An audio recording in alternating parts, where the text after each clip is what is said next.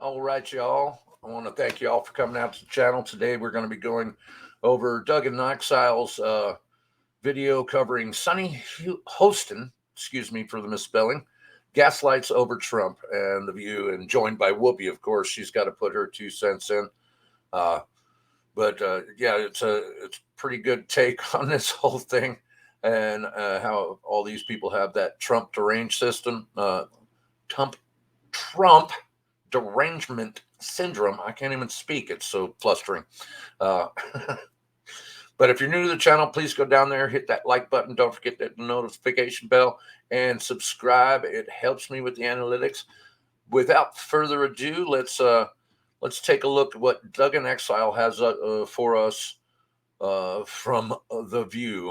What a classy piece of television that is. The View flipping out about Trump and making terrible arguments, embarrassing themselves. That's one of my favorite parts of this show, to just embarrass The View. Welcome to Doug and Exile. Okay, this is about the two Americas. I'm in one America, and then I have a family. I have to work for a living. I have 4 kids. And then there's The View America, where they're millionaires and billionaires, and they have their chauffeurs, they have their private makeup people, nannies, yard people, not your normal household. The Democrats need to do more in getting the message. They're actually pretty entitled, sitting on top of their pedestal, freaking trying to call out people. If you support Trump, you are dirt to these people. But let's keep rolling and see what the Democrats have to say from Sonny Hostin. Out that, yes, we actually are better off right now because of all of the things that Biden has done. So this is about the messaging of both Trump and Biden in ads over the weekend. I would like to know if anybody could provide me with a list of what Biden has actually done and not what he's screwed up. Feel free to post some comments down there and let me know what she's talking about by his accomplishments. And she's saying the Democrats just need to keep getting their message out that we're all doing better than we think we are. But I will say this, while Trump may have, came up with this Operation Warp Speed, which I don't know why he came up with that term. It was called that term because he removed all the regulations that Democrats put in place back when they were at war with Big Pharma instead of being on the same side of Big Pharma. Trump had to remove all of the regulations to fast track, to put on warp speed and speed ahead these vaccines, even though they didn't have enough time to do normal trials and investigations and testing on them. I'm not going to comment on the vaccine or if it's efficacy. Yeah, the new administration likes to take credit for all of that. But yes, he did do the warp speed, and he did get it rolling faster for everybody that was scared of what was happening. They were going to have an answer a little bit faster. But let's keep rolling. I'm only telling you what Project Warp Speed means. And the one person, Dr. Fauci, who you think very highly of and he thinks very highly of you, was basically silenced by the White House. And Fauci, the Fauci, come on, man. So I also think that the Democrats can do even more with how terrible for the 4 years under Trump truly were. Yes, Democrats, talk about how terrible. It was so terrible. We had cheap gas. We had a good economy. Jobs were thriving. Oh, but the mean tweets from the orange man, we just can't handle that. Well, Trump was with COVID compared to the lockdowns and masking with Democrats and shutting down our schools. Remember that? They shut down our schools, did social distancing, covered every woman up in a mask, in a burqa. Is that good for the human psyche? Okay, it would be great. I'm with some. It was psychologically damning to many, many people, not even just in America. And we're still seeing the repercussions of that, seeing lovely, smart individuals riding in their car with the mask with nobody else in there. They're protecting themselves from themselves, I guess. Sunny, and that we want the Democrats to spend more time Ain't enough advertising in the world gonna turn Biden on, Sonny Hostin. There was an article the other day that asked, does America have amnesia? And so I think the Republicans asking this question gave an opening for Democrats to remind the country where we were 4 years ago. And Do Americans have amnesia? Amnesia, she says. Well, it's amnesia. We must have some kind of amnesia if Biden's even doing as well as he is. I mean, the fact that he's not just instant.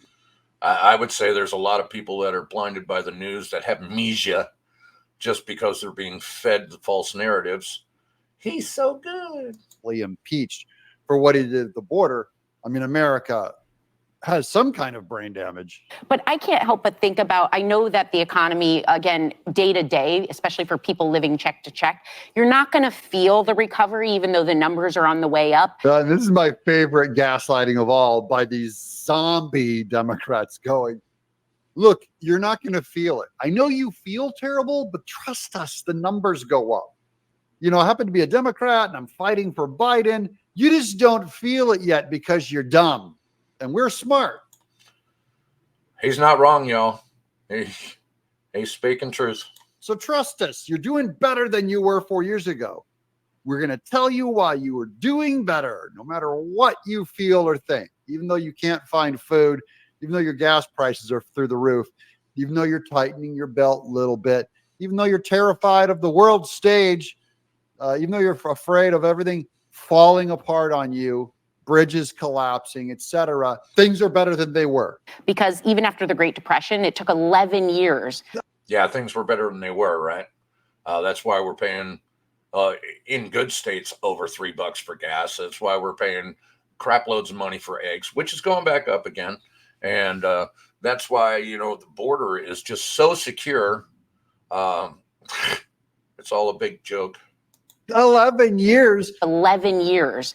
People recover faster than economies do. It takes a long time. This is a global problem. It's not unique to the US right now. So even though you don't see any evidence, even though you don't feel anything, you feel like the economy is getting worse for 11 years, she says. Trust us, it's getting better. I have to wait 11 years before I'm going to start seeing it and feeling it. I don't trust you. You lied. I don't trust anything that comes out of the View. It's just a bunch of hyped up BS. They like to treat people badly and lead a false narrative. We know you lie. We know your whole party's been lying to us for a long time. That men are women. That that social distancing worked. That wearing 2 masks was better than 1. You know what, you guys? It's not going to work. I'm not going to give you 11 years until we decide if we feel this economy turn around or not. 11 years, y'all, really? And once again, we're talking about some ladies that sit around a table and gossip the whole day, don't actually spread facts, speak what they think is their truth. We'll give them that. Maybe they don't know they're full of crap. So, you know, but yes, let's get our news and our opinions from the View. Not blonde hairdo. Black people. Oh, here comes Whoopi with the black people.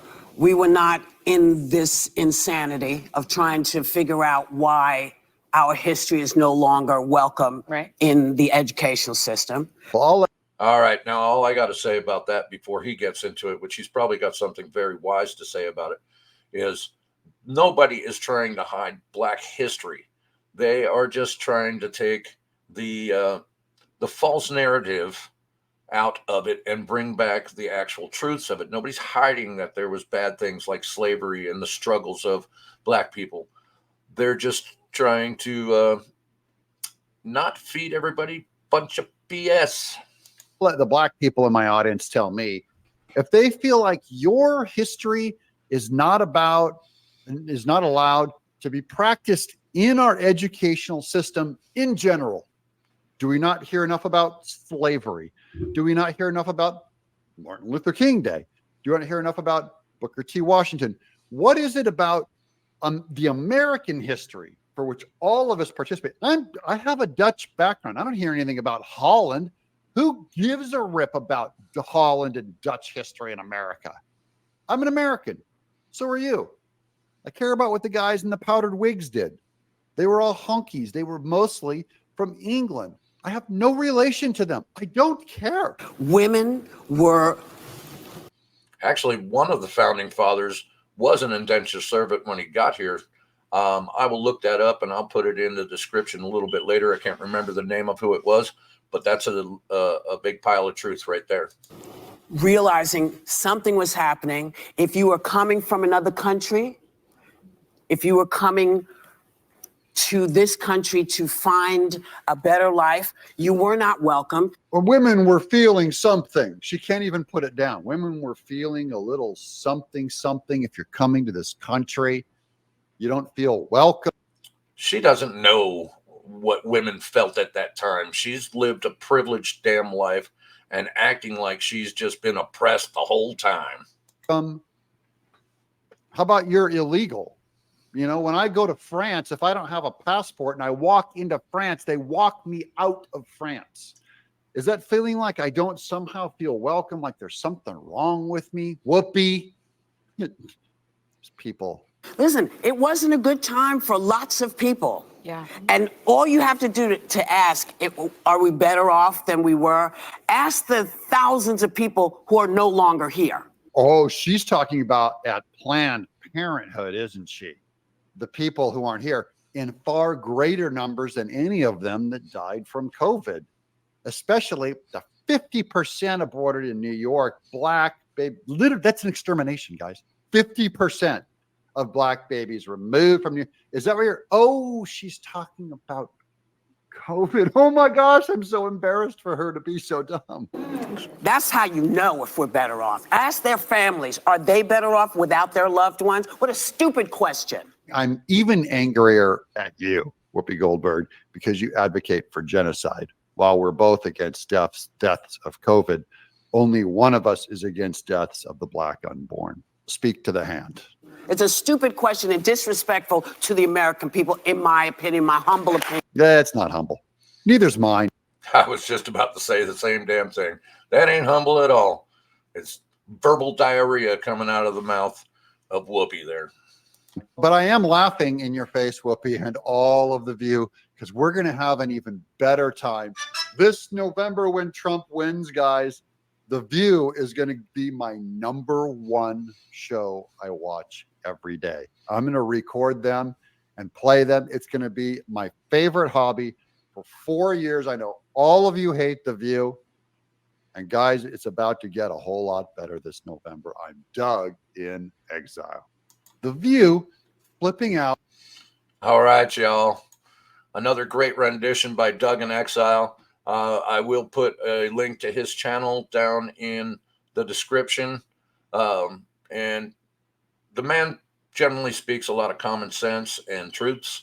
It's a great read through if you ever or not read through, viewing. But go down, check out and subscribe to Doug in Exile. He's the man. And this is the Boltonator signing off for a review of Sunny Hostin Gaslights Over Trump by Doug in Exile. Y'all be great to each other. Have a wonderful day. And be kind to everyone around you. Peace out.